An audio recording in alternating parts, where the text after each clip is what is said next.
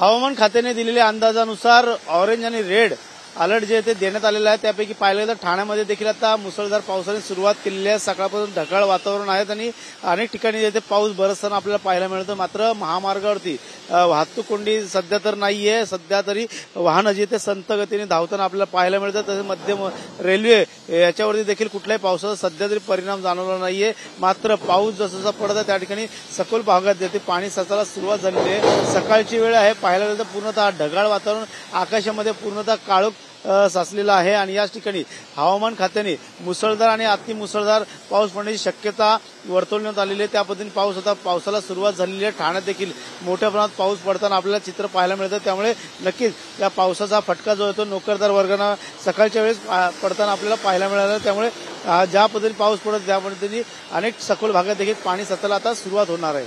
Cameraman अथर्वसह Ganesh Surat, TV9 Marathi, Thane.